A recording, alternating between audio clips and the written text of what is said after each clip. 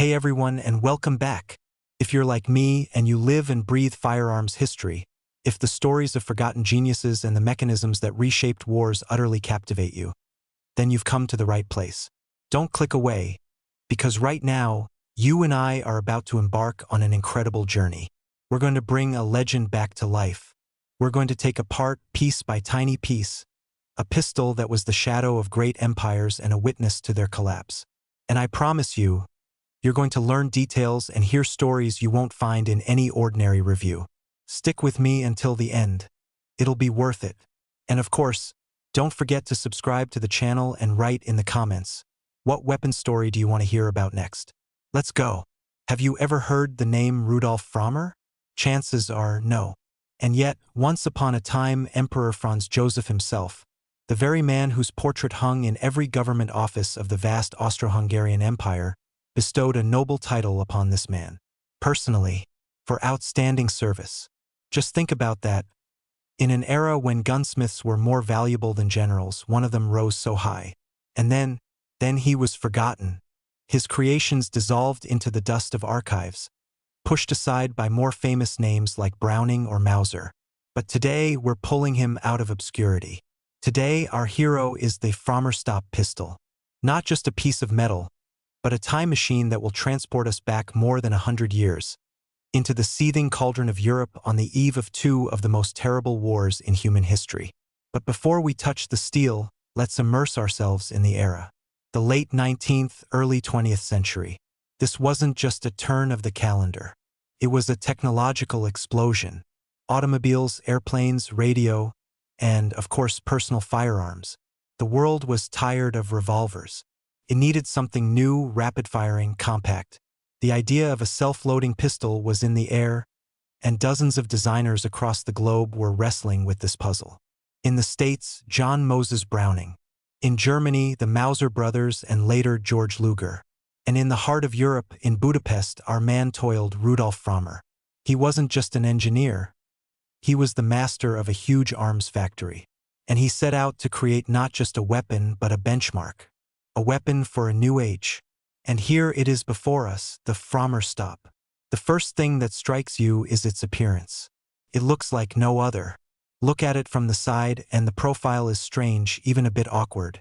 A long nose, and above it, an equally long shroud running the full length of the barrel.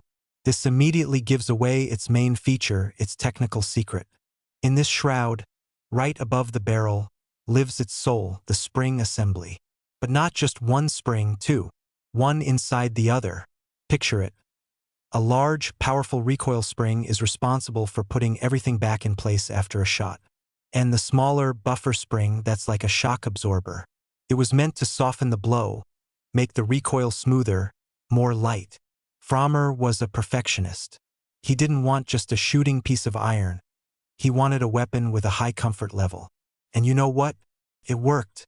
Many years later, at the end of the 20th century, the German company Heckler & Koch, in its iconic USP pistol, would use an almost identical dual-spring buffer system precisely to reduce recoil. Frommer was ahead of his time by a good 80 years. Now look at how the pistol sits in the hand. The barrel is positioned very low, practically nestles into the line of your grip. That's genius in its simplicity. The lower the barrel is relative to the hand, the smaller the lever, the less the weapon flips its muzzle up under recoil. This improves the accuracy of the second, follow-up shot. Again, we would only see this solution decades later in revolvers like the Italian Chiappa Rhino or our domestic Rhino design. Frommer saw further than others. But the real magic, his patent, his trademark, is the operating mechanism. Here we dive into the weeds of engineering thought, but I'll try to explain it simply. Most pistols of that time, and, frankly, of ours, work on a short recoil principle. The shot fires, the barrel and slide, lock together, recoil backward an inch or so, then the barrel stops, the slide unlocks and travels further back, ejecting the casing. It's fast, it's compact. Frommer took a different path. He chose a long recoil system. What does that mean? It means that after the shot, the barrel and slide don't unlock immediately. They, as if fused, travel backward together for the entire length of the stroke, which is a substantial distance, almost the length of the pistol itself. And only at the very rear point does the barrel stop, and the slide, having received the impulse, then moves forward by inertia, chambering a new round. Why such complexity? It was thought to be more reliable, smoother, reducing stress on the parts. It's like the difference between a sharp hammer blow and a strong, even pressure from a press. But this coin had another side. Such a system is more complex, has more parts, and is more expensive to produce. Frommer was building not a mass-produced army workhorse, but rather a premium-class weapon for officers and well-to-do civilians. And you know where this system's roots are? Frommer didn't invent it from scratch. He was the director of the Budapest Arms Factory, which churned out the famous Mannlicher Model 1895 rifles. And the bolt on that rifle was a straight-pull design. You didn't need to turn it, just pull it back and forth. Quick and convenient. Well, Frommer essentially took the heart of the Mannlicher rifle bolt, miniaturized it, refined it, and implanted it into his brainchild. A brilliant adaptation. He wasn't copying. He was inspired by the best and translated ideas from one class of weapon to another. Now, about the ammunition. And here Frommer showed his stubborn, Hungarian character. He didn't use the already popular in Europe 7.65mm or 9mm short Browning cartridges. No, he developed his own, of his own design, superficially very similar, but with an increased powder charge. They were more powerful, hotter. It's as if you bought a car that only runs on an exclusive, ultra-pure gasoline from one single gas station. On one hand, power and ballistics. On the other, a headache for the owner. You can't use Browning cartridges in it. His own are rare and expensive. This was a strategic marketing miscalculation that ultimately confined Frommer's creation to a niche, preventing it from becoming a true global hit. But back to history. The year is 1912. The Austro-Hungarian Empire, patchwork, multinational, smoldering from within, still stands, gleaming with the gold braid of uniforms. Hungary, as part of the empire, has its own armed forces, and they need a modern officer's weapon. And here it appears, the Model 1912 pistol from Rudolf Frommer. They adopt it, and for export, they come up with a catchy, fearsome, international name. Stop. Stop. The message was simple and loud. This pistol will stop any threat. Turn-of-the-century marketing, what can you say? And you know, it worked. And then begins what will flip the entire world upside down. 1914. Sarajevo. Gavrilo Princip's shot.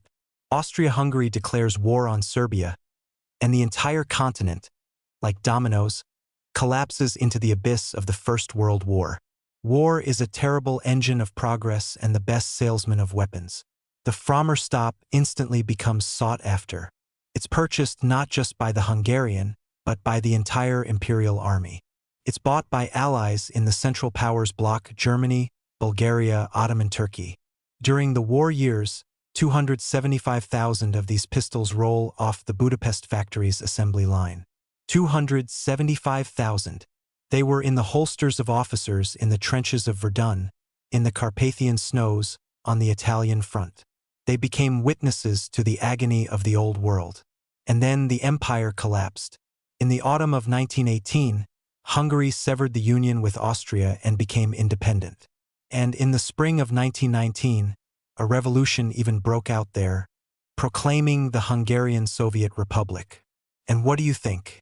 The new Red Army swiftly adopts. You guessed it, the Frommer stop. Now it gets the designation M.19. And with this weapon in hand, Hungarian Red fighters go to war with Romania over Transylvania. But the Republic fell, lasting mere months. And the right-wing, nationalist forces that came to power form a national army. And once again adopted is the very same Frommer stop, again under the designation M.19. A unique case in history.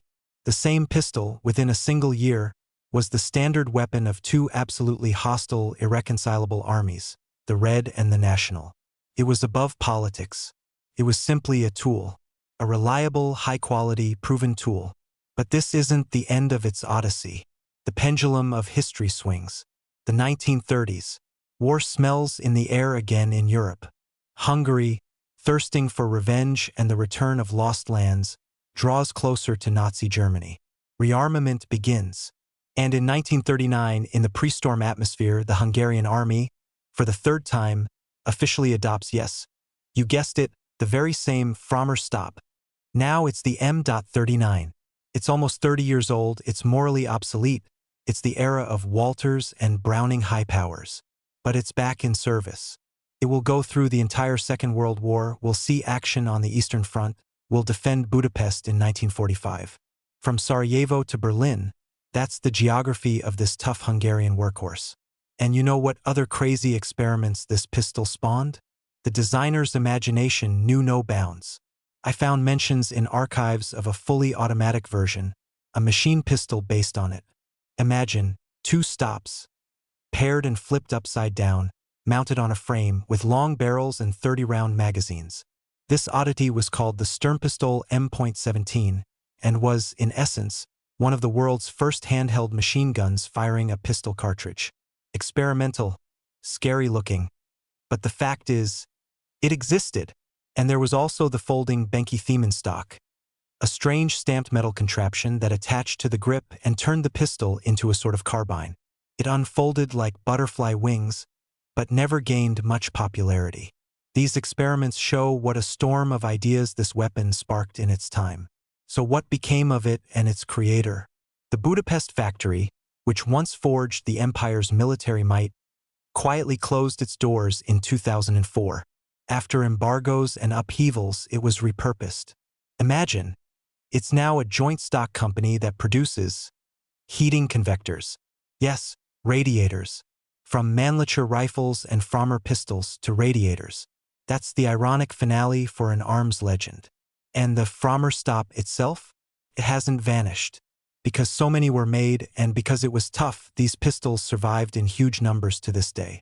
And today you can buy one at American auctions as a curiosity, a piece of history, for just $200 to $300. $200 or $300 for a weapon held by officers of 2 world wars, soldiers of the Hungarian Revolution, secret police agents. That's laughably little for such a layer of history. So there it is, the Frommer stop. Not the most successful, not the most mass-produced, not the most famous, but unique, stubborn, complex like the fate of its homeland, with its quirks like exotic cartridges, but also with its brilliant insights that were ahead of their time. It didn't stop history, as its name promised, but it became its faithful, steel companion. Friends, that's the story. A story not just about a weapon, but about people, about eras, about how technology becomes part of our destiny. If you found this interesting, if you felt this saga about a forgotten genius and his iron child, hit the like button on this video. Write in the comments what other forgotten but legendary system you want to learn about. And of course, subscribe to the channel. Ahead, we have many more such stories, detective-like, intriguing, bringing the dust of museum displays to life. Wishing everyone peaceful skies overhead. And until next time in the world of firearms history.